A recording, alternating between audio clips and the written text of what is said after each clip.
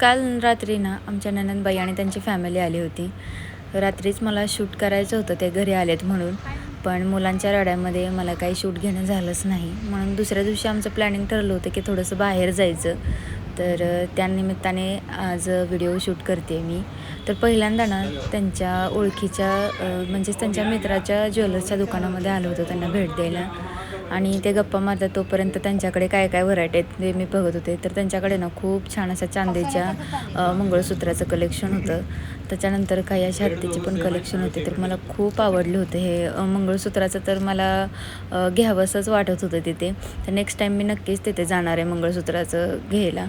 आणि त्याच्यानंतर आम्ही प्राणी संग्रहालय बघायला आलो होतो आपलं कात्रजमधलं. तर मी तर खूप वेळा प्राणी संग्रहालय बघितले आहोने आणि मी. पण मुलांसाठी आम्ही आज खास प्राणी संग्रहालय बघायला आलो होतो. काही नवीन प्राणी पण आणले होते असं आम्हाला समजलं होतं. तर म्हटलं चला आज त्यांना आपलं कात्रजचं प्राणी संग्रहालय दाखवूया. आता तिकीट तर काढलं होतं, पण पाण्याच्या बॉटलच घेऊन जायचं विसरलो होतो. कारण आत खाण्याची पिण्याची काही सोय नाही. म्हणून परत एकदा बाहेर आले आणि पाण्याच्या बॉटल घेऊन आत गेले.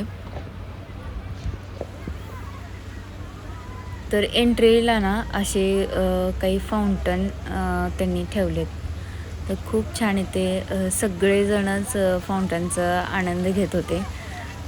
लहान मुलं तर घेतच होते, पण लहानांसोबत मोठेही खूप आनंदाने इथे भिजत होते. ते बघायला खूप छान वाटत होतं.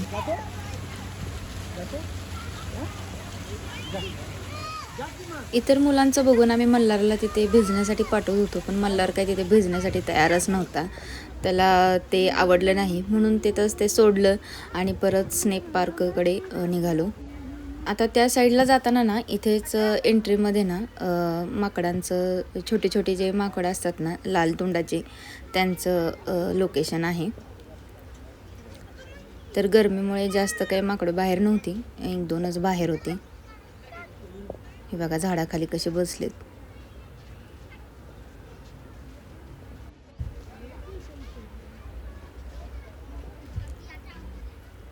त्याच्यानंतर जरा पुढं आलं ना की हे स्नेक पार्क आहे. आता इथे खूप साऱ्या सापांच्या प्रजाती आहेत आणि इथे दाखवलेलं सुद्धा आहे की साप चावल्यानंतर काय आपण केलं पाहिजे, कसा सर्पदंश टाळला पाहिजे, हे सगळी माहिती इथे दिलेली आहे. तर इथे एंट्री केली ना की पहिला धामणचा मोठा स्पॉट दिसतो आपल्याला. हे बघा.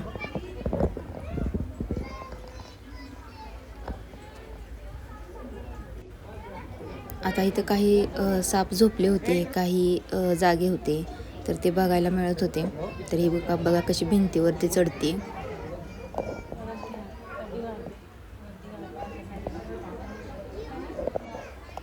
आता हा साप ना बिनविषारी असतो, त्याच्यामुळे ह्याच्या घाबरण्याचं काही कारण नसतं. पण खूप मोठा असतो आकाराने, त्याच्यामुळे भीती वाटायची ते वाटतेच. बघा किती मोठा हा साप आहे. ज्यावेळेस शेतामध्ये वगैरे येतात ना या, तर खूप भीती वाटते, पण असं किती सुंदर वाटते त्यांना बघायला. आमच्या शेतात वगैरे खूप निघतात अशा धामी, पण त्यावेळेस बघताना खूप भीती वाटते. पण आता किती छान वाटते त्यांना बघायला, असं खूप छान वाटतं. असं भिंतीवरती त्या चढतायत वगैरे. पडते अजून जरा वर पडते खाली पडते बघा आता पडते ऊपर आम्ही देखो नाही गिरी अभी किती छान वाटते ना. अभी गिरी बॅलन्स असतं नाही 100% तर या सेक्शनला ना फक्त साप म्हणजे सापच नाही, तर कासवांच्या काही प्रजातीसुद्धा आहेत, मगर आहेत, परत सुसर आहे आणि बरेच काही काही गोष्टी पण आहेत, इग्वाना वगैरे. तर ते पण पुढे आता बघणारच आहोत आपण. तर मुलांसोबत काही फोटोसुद्धा काढले. इथे काही स्टॅच्यू आहेत ना, तर त्याच्याबरोबर आपण फोटोसुद्धा काढू शकतो. आता इथे ना खूप मोठा अजगर होता. आता काही प्राणी ना जे ताकदवान आहेत ना, त्यांना खाऊ पिऊ घालून ना ते ना आराम करायला ठेवलेलं असतं इथे. त्याच्यामुळे सतत आपल्याला ते झोपलेलेच दिसतात. हा घोणस आहे. हा खूप विषारी साप असतो आणि अटॅक खूप जबरदस्त करतो. हा सुद्धा आपल्या शेतामध्ये पण पाहायला भेटतो आपल्याला.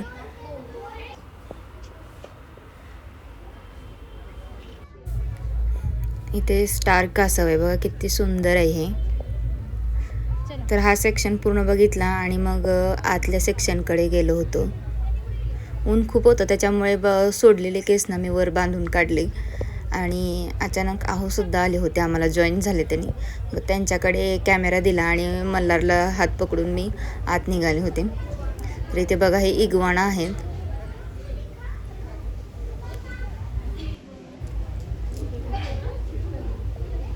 तसेच काही बिनविषारी सापाचे सुद्धा प्रकार आहेत इथे. तसे ही धूळ नागिन आहे.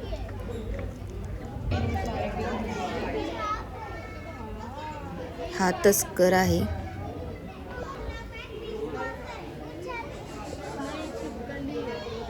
हे बघा इथं काही ग्रीन साप सुद्धा आहेत, पण हा विषारी साप आहे असं तिथे लिहिलं होतं, विषारी साप आहे म्हणून.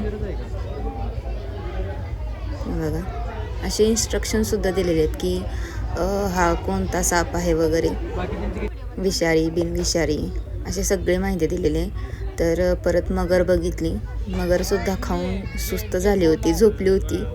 पण अचानक कोणी टाळे वाजवली आणि तिने डोळे उघडले.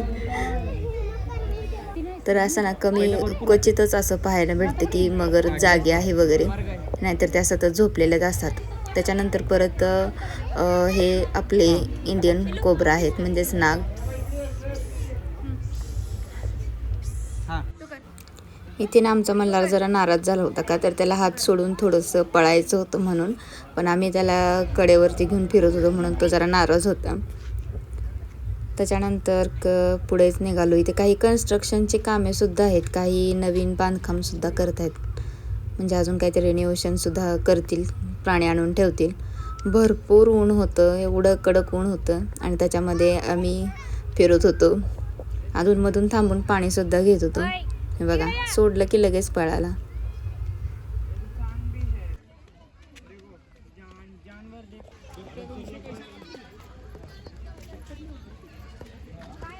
जरा जरी सावलीत आलं ना की खूप छान वाटतंय. तिथं जरा झाडांचा सगळा एरिया असा.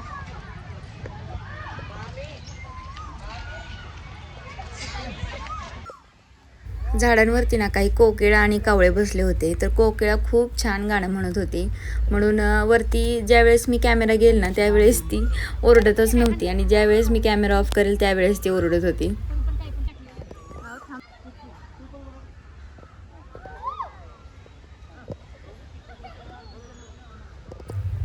थोडा वेळ परत एकदा सावलीत बसलो आणि नंतर निघालो पुढे. आता हा सेक्शन ना नवीनच झालेला आहे. इथे 3-4 प्रकारच्या मांजर ठेवलेले आहेत, ते बघण्यासाठी गेलो होतो. आणि मल्हारला मनी मॅव बघायची होती, पण ती ना गाढ झोपली होती. इथे ना एक जो दगडाचा जो कलर असतो ना त्याच कलरची मांजर होती आणि ती दगडावरच झोपली होती, त्याच्यामुळे व्यवस्थित दिसतच नव्हती आणि कॅमेऱ्यामध्ये तर बिलकुलच दिसत नाही. तरी पण मी झूमिंग करून बघितलं पण नाही आली. त्याच्यानंतर लेपर्ड कॅट बघायला गेलो, तर ती पण बिचारी झोपलीच होती आणि खूप लांब झोपल्यामुळे ना एकदम व्यवस्थित दिसत नव्हत्या. त्याच्यानंतर रानमांजर बघायला गेलो, तर सुदैवानं रानमांजर दोन्ही हे जाग्या होत्या. तर इथे 2 रानमांजर आहेत बघा.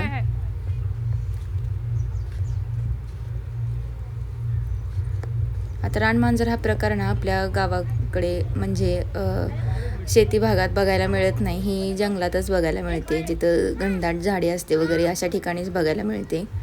तर बघा अशा 2 प्रकारच्या रानमांजर ठेवलेले आहेत आणि आपले जर रेग्युलर मांजर असतं ना त्याच्यापेक्षा थोड्याशा ह्या मोठ्या असतात आकाराने. त्याच्यानंतर जरा पुढे गेलो तर शेकरू बघायला गेलो होतो. आता शेकरू म्हणजे काय, तर आपली जी रेग्युलर खरुताई जी असते ना त्याच्यापेक्षा थोडंसं मोठ्या आकाराची खरुताई असते, ही त्याला शेकरू म्हणतात. आणि हे आपलं महाराष्ट्राचं राज्य प्राणीसुद्धा आहे. तर तिथे दरवाजापाशी ते झोपले होते, 2 आहेत तिथे. म्हणजे हे पण घनदाट झाडांमध्येच असतात.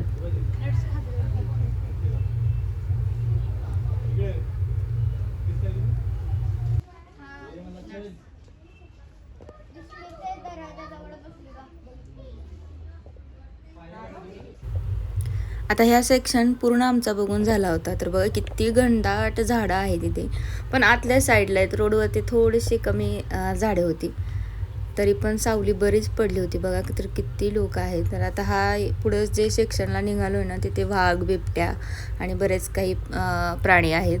तर तिकडे निघालो. इथे काही नवीन प्रकल्प पण चालू केलेला आहे सांड पाण्याचा.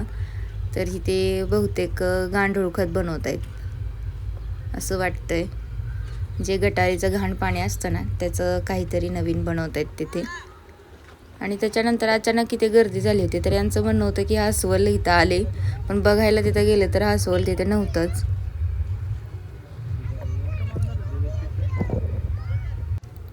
हा अस्वलाचा सेक्शन ना खूप मोठा आहे, त्याच्यामुळे हे एक अस्वल कुठे जाऊन बसतं ना काहीच कळत नाही. आम्ही थोडं अंतर चालून आलो ना की जरा वेळ शांत बसायचो. आत्तापर्यंत ना आम्ही जवळजवळ 1 किलोमीटरचा एरिया चालून घेतला होता. तर म्हटलं आता जरा बसून पाणी तरी प्यावं. तर इथे थोडंसं पाणी सगळ्यांनी पिऊन घेतलं, थोडंसं बसलो आणि परत पुढे निघालो. आता पुढचा सेक्शन ना बिबट्याचा आहे. तर सुदैवाने बिबट्यासुद्धा जागे होते, नाहीतरी वरती कुठेतरी कोपऱ्यात बसलेले असतात आणि मग ते झाडांमुळे व्यवस्थित दिसत नाही. तर तसा एक बिबट्या बसला होता आणि दुसरा फिरत होता.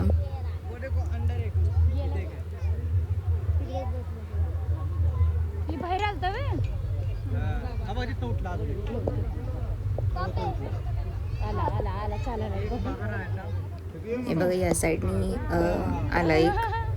तर ही बहुतेक मादी होती आणि तिचं बहुधा पोट खराब झालेलं असावं. तर ती ना पाणी पिऊन झाल्यानंतर गवत खात होती बिचारी.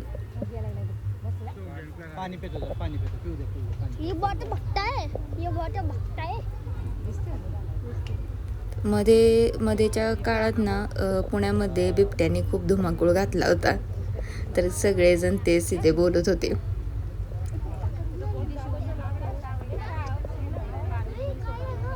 आणि एवढ्या जवळून आम्ही बघत होतो नाही, तर असं वाटत होतं की आपले पैसे फिटले तिथेच. का तर प्रत्येक वेळेस येत होतो, पण एवढ्या जवळून कधी आम्ही प्राणी बघितले नव्हते. पण यावेळेस तो आम्ही नजारा बघितला, तर खूप छान वाटत होतं.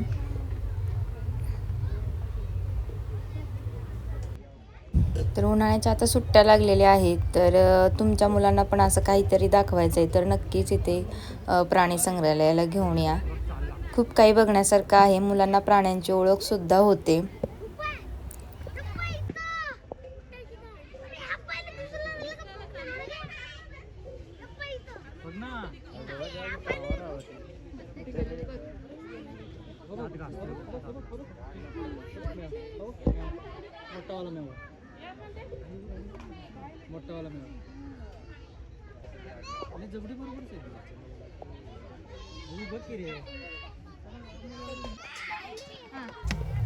तर इथं बघा किती जवळून आम्ही बिबट्या बघतोय.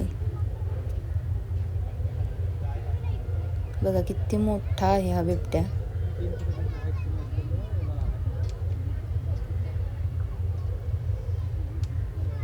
खूप छान वाटत होतं. तर मी ना बाकीच्यांची प्रतिक्रिया सुद्धा घेतली लहान मुलांची. तर बघा ते कसं वाटलं बघून? अच्छा लगा. कसं वाटलं बिबट्या बघून?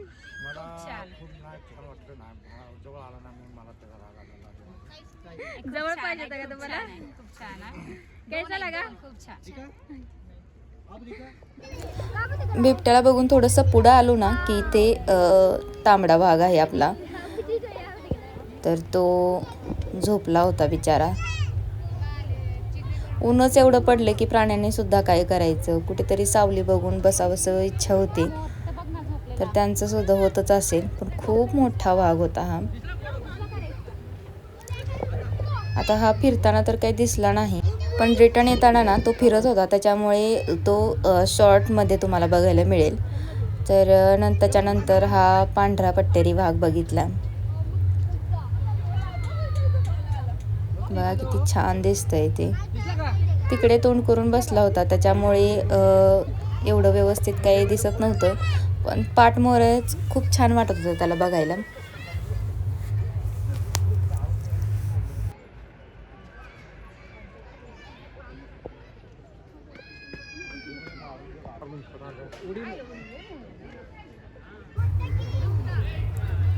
दोन्ही वाघ बघून झाले. त्याच्यानंतर बाहेर त्या सेक्शनमधून पूर्ण बाहेर आलो आणि इथे 2 बघा गवे आहेत हे. तर हे सुद्धा सावलीमध्ये निवांत बसले होते.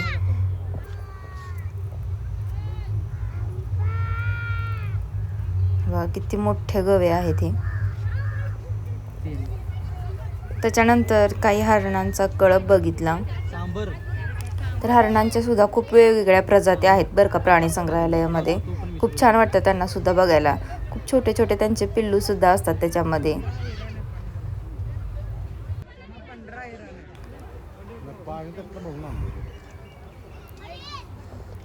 त्यानंतर जरा थोडंसं पुढं आलो तर बघा इथे आम्ही काळवेटांचा कळप बघितला. ते पण झाडाखाली असे बसले होते ना, त्याच्यामुळे झूम केल्यावरतीच दिसत होतं फक्त.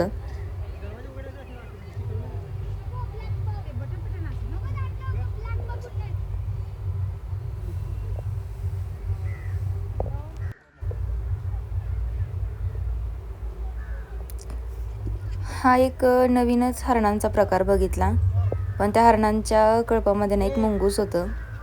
व्हिडिओमध्ये कॅप्चर झालं का नाही मला माहीत नाही, पण त्याला थोडंसं घेतलं आणि आम्ही जवळजवळ 2 किलोमीटर चालत आलो होतो.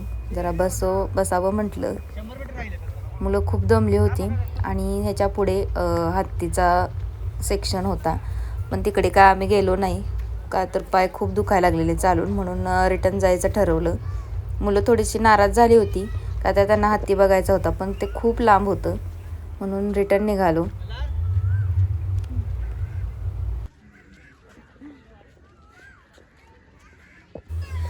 परतीच्या प्रवासात सुद्धा जे काही प्राणी राहिलेले आहेत ना ते कव्हर करण्याचा आम्ही प्रयत्न केला. तर हा सांबर आहे. त्याच्यानंतर परत एकदा इथे गर्दी झाली होती का तर परत एकदा यांना अस्वल दिसलं होतं. तर यावेळेस खरंच अस्वल दिसला आम्हाला. ते बघा एका कोपऱ्यात. याचा सेक्शन खूप मोठा असल्यामुळे हा खूप फिरतो आणि क्वचितच लोकांना दिसतो.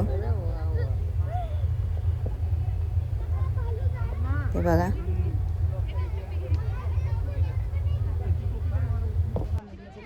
सगळे प्राणी आम्ही पाहिले आणि परत बाहेर आलो. बाहेर आल्यानंतर आमच्या मल्हारला पाण्यामध्ये भिजण्याचा मोह झाला आणि त्याच्यानंतर तो थोडासा पाण्यामध्ये भिजला. तर चला या व्हिडिओमध्ये एवढंच. व्हिडिओ थोडासा मोठा झाला, पण स्किप न करता नक्कीच बघा आणि तुमच्या मुलांना पण इथे सुट्टीला घेऊन या. आणि प्राणी संग्रहालयाचा हा व्हिडिओ तुम्हाला कसा वाटला मला नक्कीच कमेंट करून सांगा. व्हिडिओ आवडल्यास लाईक, शेअर आणि एक सुंदर कमेंट करायला विसरू नका. आणि सगळ्यात महत्त्वाचं चॅनलला सबस्क्राईब करा. भेटूया नवीन व्हिडिओमध्ये. बाय.